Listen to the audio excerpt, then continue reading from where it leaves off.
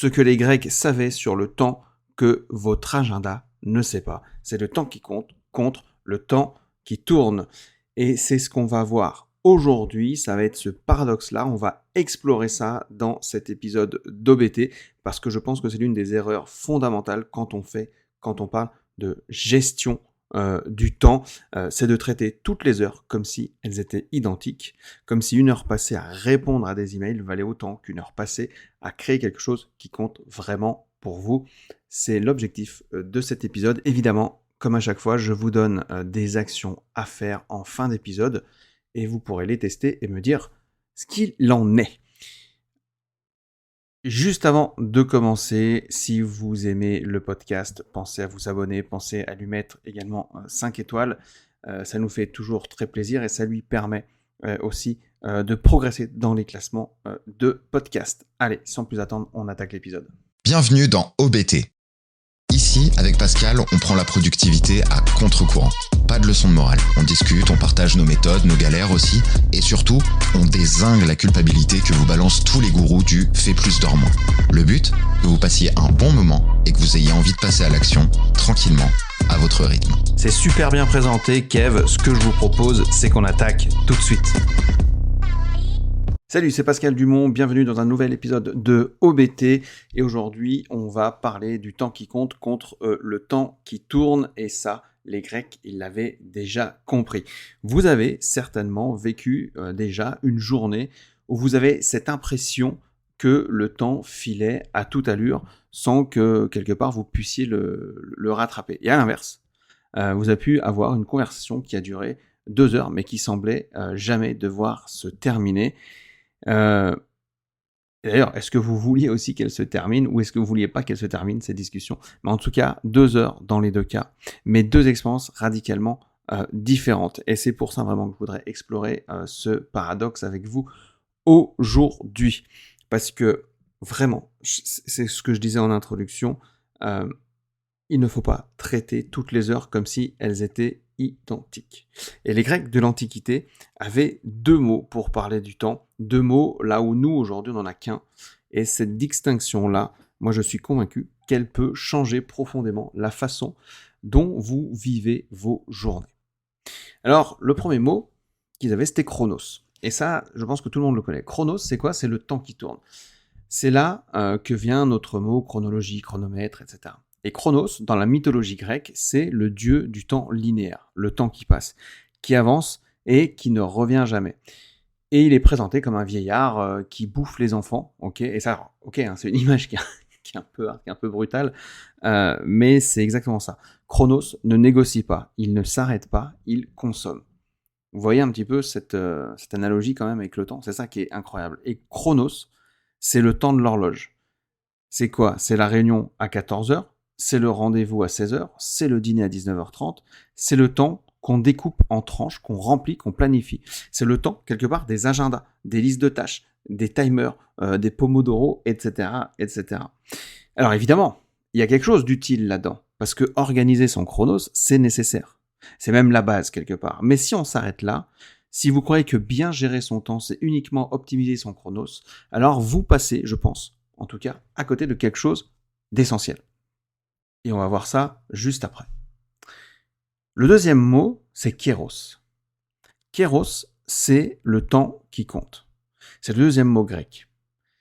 Et lui, il est beaucoup moins connu. Kéros, il désigne le moment quelque part opportun, le moment où ça va être un peu l'instant de grâce. Donc dans la rhétorique grecque, en fait, kéros, c'était l'art de saisir le bon moment pour parler, pour agir, pour décider. Et c'est pas à n'importe quel instant, en fait. C'est l'instant qui compte. Celui qui compte. C'est l'instant. Avec un grand I, si on veut. Ok.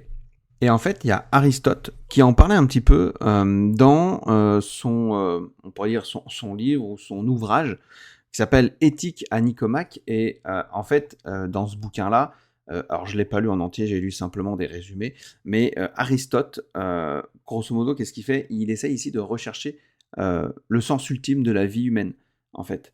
Et donc, notamment le bonheur. Et dedans, il parle justement de Kéros. Et en fait, il disait quoi? Il disait qu'il fallait une certaine sagesse pour reconnaître ce qui est juste, non seulement dans l'absolu, mais aussi maintenant, dans un contexte précis. Et donc, Kairos, c'est le temps qui a du sens, le temps qui porte en lui quelque part une qualité particulière. Alors concrètement, évidemment, qu'est-ce que ça veut dire? C'est-à-dire que Kairos, c'est peut-être la conversation que vous allez avoir, par exemple, je sais pas moi, avec votre mari, avec votre épouse, ou avec votre copine, avec votre compagne, peu importe, ou avec votre enfant, par exemple, un soir. Quand il va vous poser une question sur un sujet, n'importe lequel. Un sujet qui n'était pas forcément prévu. C'était pas dans votre agenda. Ou, voilà, c'était le truc où il pose cette question-là. Et là, vous avez deux solutions. Soit vous lui dites, oh, on verra plus tard, on s'en fout. Soit vous êtes présent, mais vraiment présent. Et donc, vous lui répondez, vous discutez avec lui. Et ça, c'est donner du sens au temps. Mais c'est aussi l'heure passée à travailler sur un projet dans un état de concentration totale, ce qu'on appelle le flow, où il y a tout qui commence à couler naturellement. C'est l'état où on est tellement absorbé par une activité, en fait, qu'on va perdre cette fameuse notion du temps. Et il y a des recherches qui ont été faites sur des milliers de personnes qui ont permis de montrer que ces moments de flow sont parmi ceux où les gens se déclarent les plus heureux et les plus vivants. Et ça, ce sont des études qui ont été menées par un psychologue italien, mais qui n'a pas du tout un nom italien, un nom qui est très compliqué à prononcer, et je ne le prononcerai pas ici parce que je ne saurais pas le faire, mais il s'appelle Mihaly, et un Csikszentmihalyi, un nom un peu, un peu bizarre, et c'est lui qui a d'ailleurs donné cette notion de flow, en fait. Mais il y a aussi ce temps qui passe vite également, c'est ce repas qu'on a improvisé avec des potes, et qui va durer jusqu'à minuit, 1h du mat, etc. Parce que la conversation est trop bonne pour s'arrêter. Et par exemple, moi je sais que quand je suis en discussion avec Kevin, on pourrait parler des heures, on refait le monde, c'est un truc de fou. Avec mon frère, c'est exactement pareil. Et on voit pas le temps passer. Et ces moments-là, en fait, sur une horloge, font 1 heure ou 2, mais en fait, dans notre mémoire, dans notre vie, elles pèsent infiniment plus que des dizaines d'heures de chronos bien remplis. Je ne sais pas si vous commencez un petit peu à saisir là où je veux en venir. Le problème, aujourd'hui, c'est qu'on optimise le mauvais temps. Et ça, c'est assez dérangeant. Parce que nos systèmes d'organisation sont presque exclusivement construits autour de chronos. Les agendas, les applications de productivité, les méthodes de gestion du temps, elles mesurent des durées, pas des qualités. Elles disent combien de temps vous avez passé sur une tâche. Pas si ce temps-là, en fait, il avait du sens. Et c'est pour ça que je vous parle sans arrêt de vos drivers, de vos priorités. Parce qu'on n'a pas tous la même relation au temps. Et si on ne démarre pas du début, ça ne sert à rien de venir empiler des outils et des méthodes, etc. Je le rabâche, je le dis tout le temps. C'est pour ça qu'on fait ça dans le System Timer. C'est-à-dire que quand vous rentrez dans la formation du System Timer, la première chose que vous faites, c'est vous essayer de vous connaître, mais vraiment par rapport au temps. Et il y a l'auteur de Deepwork, je ne sais pas si vous connaissez le bouquin, je vous invite à le lire, pourquoi pas, qui est intéressant. Il a montré quelque chose de frappant, c'est que dans nos environnements professionnels, on passe la majorité du temps dans ce qu'il appelle, lui, le travail superficiel, donc les emails, les réunions, les notifications, les tâches administratives, etc. C'est un travail qui est visible, qui est mesurable, parce qu'il va remplir l'agenda. Mais quelque part, il ne va pas créer de valeur profonde. Le travail qui change vraiment les choses, c'est le travail qui demande une concentration intense, et qui produit quelque chose de significatif. Et ça, il est rare. Et il est constamment, quelque part, sabordé un petit peu par le bruit de fond du travail superficiel. C'est pour ça que je vous dis aussi, coupez vos notifications, mettez-vous un casque sur la tête, fermez vos portes, etc. Donc, si on revient à nos Grecs, qu'est-ce qu'ils diraient ? Ils diraient, aujourd'hui, vous passez votre temps à gérer du chronos et on laisse peu de place au kairos. Et le pire dans tout ça, c'est qu'on se sent occupé, en fait. On coche des cases, etc. On a l'impression de travailler beaucoup. Mais à la fin de la journée, on a parfois ce sentiment un peu étrange d'avoir quelque part couru sans vraiment avancer. Et ça, c'est ce fameux paradoxe de ce qu'on appelle l'hyperactivité improductive. Donc en gros, plus vous allez remplir votre chronos, plus vous risquez de vider votre kairos. Alors, il y a quand même des études scientifiques là-dedans. Sur le temps vécu. Il y a une recherche qui est incroyable, qui a été menée par Kahneman, qui est prix Nobel d'économie, qui distingue deux façons de vivre le temps. le moi expérientiel, donc celui que vous ressentez pendant que vous vivez quelque chose, et le moi mémoriel, ce dont on se souvient après.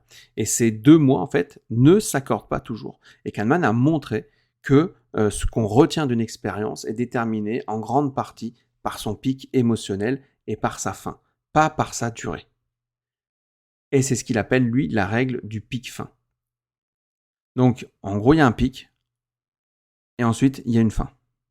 Et donc, là, une expérience de 2 heures, avec un moment fort, ne sera pas forcément moins bien mémorisée qu'une expérience de 10 heures sans relief. Ce qui signifie que la durée, donc le chronos, c'est pas ce qui donne la valeur à son temps vécu, ou à votre temps vécu. C'est l'intensité, c'est la qualité de présence, c'est la signification du moment, c'est le kéros. Je pense qu'on l'a tous vécu au moins une fois, ça. Enfin, j'espère pour vous, en tout cas. Même plusieurs fois, si possible. Et ça, c'est une implication pratique immédiate. Si vous voulez avoir l'impression d'avoir vraiment vécu une journée, une semaine, une année, une vie, pourquoi pas, ce n'est pas en la remplissant davantage, en fait. C'est en y cultivant plus de moments de qualité, plus de pics émotionnels. Alors, est-ce qu'on peut vraiment, du coup, planifier ce kéros ? C'est une question. Je veux ici vous proposer une solution, une idée qui mérite d'être posée, je pense. On pourrait dire que le kéros ne se planifie pas, il arrive quand il arrive, et l'essayer de forcer, c'est quelque part peut-être essayer de le tuer. Et il y a une part de vérité peut-être là-dedans. On ne peut pas ouvrir son agenda et écrire « moment de grâce de 14h à 16h ». Ok, c'est pareil compliqué quand même. Il y a peut-être une autre façon de voir les choses en se disant que l'attention se cultive. Que les moments de profonde présence, ça tombe pas du ciel évidemment, et ils sont le fruit d'une certaine disposition, d'un certain entraînement, et souvent peut-être d'une certaine organisation préalable. Autrement dit, vous ne planifiez pas le kéros, mais vous pouvez créer des conditions dans lesquelles il est possible de se dégager son agenda pour laisser de la place au kéros. Vous pouvez protéger des plages sans notification, sans interruption. Vous pouvez vous engager dans des activités qui, quelque part, vont favoriser votre état de flow. Vous pouvez choisir de passer du temps avec des personnes avec qui vous vous sentez capable d'avoir des conversations profondes. Et ça va être la distinction entre planifier le kéros et préparer le terrain pour qu'il émerge. La première, c'est une illusion, ok, on ne peut pas le planifier. Par contre, la deuxième, c'est un exercice, c'est une sorte de discipline, de préparer le terrain vraiment pour que le kéros émerge. Alors, pourquoi on fuit le kéros quelque part, et c'est inconfortable à entendre, c'est parce qu'il y a quelque chose que j'ai envie de vous dire, c'est peut-être la partie de cet épisode qui sera peut-être la plus dérangeante ou la contre-intuitive, je ne sais pas. Mais si les moments de kéros sont si précieux, si enrichissants, si vivifiants, pourquoi est-ce qu'on passe autant de temps dans du chronos ? Pourquoi est-ce qu'on remplit nos journées de tâches superficielles, de scrolling, de notifications, de réunions inutiles ? Et ça me fait penser à l'épisode précédent sur le fait de passer du temps avec ceux qu'on aime. On est vraiment ici dans le kéros, par exemple. Donc, j'ai envie de répondre à cette question, c'est que partiellement à cause du contexte. La société, avec les injonctions professionnelles, les outils numériques, on va dire, c'est conçu pour capturer votre attention. On en a déjà parlé, et c'est réel. Mais il y a une raison beaucoup plus profonde et plus inconfortable. C'est que le kéros, ça demande quelque chose que Chronos ne demande pas. Ça demande une présence totale. Il demande à ce que vous soyez là, vraiment, sans échappatoire.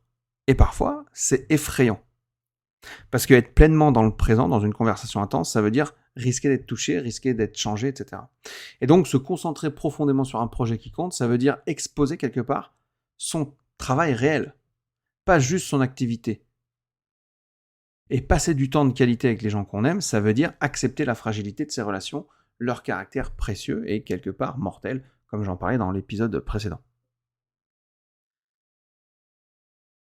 Et il y a un philosophe que j'aime beaucoup qui s'appelle Blaise Pascal. Enfin, je l'aime beaucoup au départ parce qu'il s'appelle Pascal. Enfin, il a le même nom que moi. Mais en fait, après, j'ai quand même lu ses œuvres. Je suis pas forcément évidemment d'accord avec tout ce qu'il dit, mais je trouve que c'est hyper intéressant.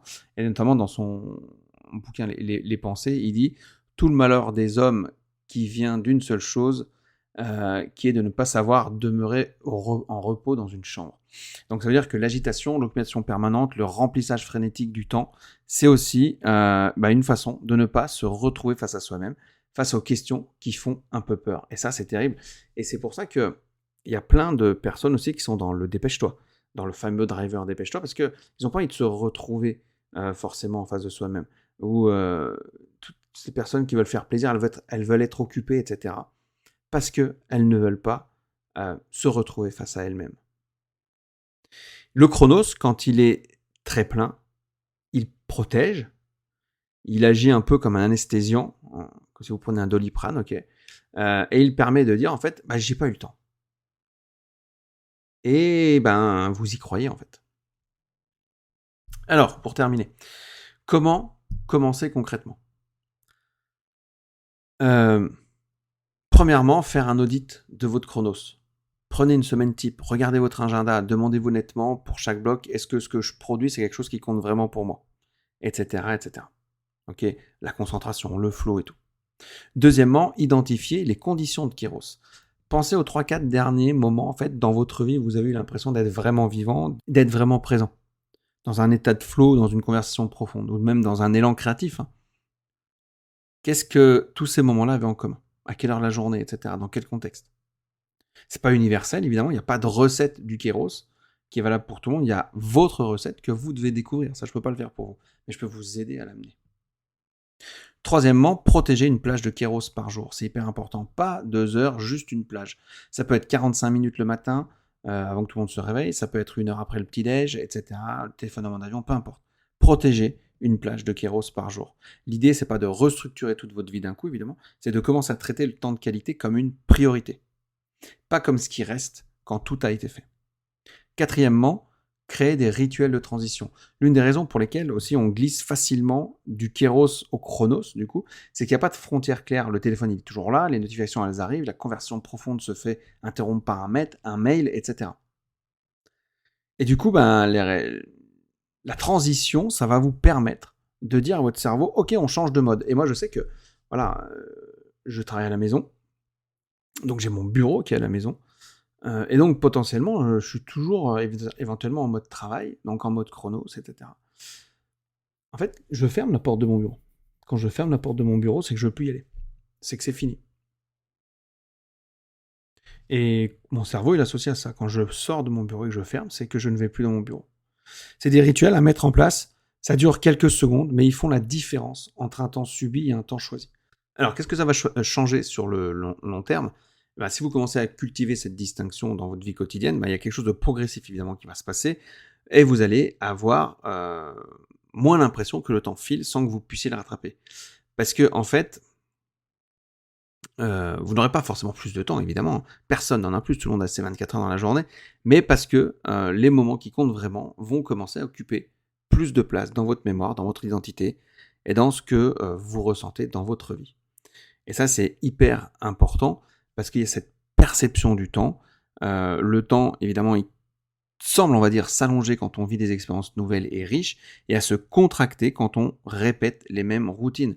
Un été, vous avez voyagé, vous avez rencontré de nouvelles personnes, vous avez appris de nouvelles choses, ça vous semblera toujours plus long dans le souvenir qu'un été identique à ceux d'avant. Donc, cultiver le Kairos, c'est aussi, d'une certaine manière, allonger quelque part, on va dire, de manière subjective, on va dire, votre vie. Moi, je pense vraiment que l'obsession pour la gestion du temps, les méthodes, les outils, les systèmes, c'est souvent une façon de répondre à la bonne question, mais avec les mauvais outils. Et c'est pour ça qu'on se différencie avec le système timer des autres formations sur la gestion du temps, qui est juste, ok, il faut faire ci, il faut faire ça, faut mettre tel outil en place, vous devez être comme ça, etc. Mais en fait, si vous ne connaissez toujours pas comment vous gérez votre temps, si vous ne connaissez toujours pas votre relation au temps, si vous ne connaissez pas vos drivers, et si vous ne savez pas ce qu'il faut mettre en place, ça ne sert à rien. Et c'est pour ça que j'ai vraiment insisté sur cette formation. C'est sûr que c'est moins sexy de dire on a une méthode miracle, etc. Non, on n'a pas de méthode miracle. Par contre, on a un accompagnement qui vous permet vraiment de faire quelque part des miracles. Mais la méthode, elle n'est pas miracle. C'est à vous de travailler dessus, mais ensemble, on met en place des actions qui sont vraiment adaptées à votre réalité de vie. Donc voilà, donc la bonne question, c'est pas vraiment de comment mieux gérer son chronos, c'est est-ce que je vis assez de Kéros? Et je terminerai là-dessus. Évidemment, les outils peuvent vous aider à dégager le terrain, mais c'est vous qui allez décider ce que vous allez planter sur le terrain. Voilà, j'espère que cet épisode vous aura plu. Les prochains épisodes seront toujours un petit peu sur cette réflexion-là.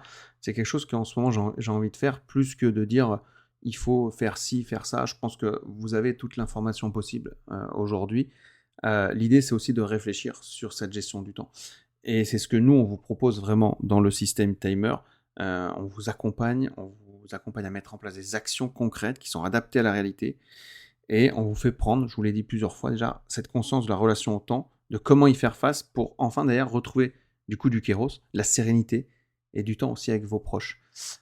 Voilà, vous pouvez cliquer autour de cette vidéo, de ce podcast, ou peu importe, il y a la possibilité de découvrir cette formation. Moi, je vous dis à très bientôt. Merci d'avoir écouté jusqu'au bout. Ciao.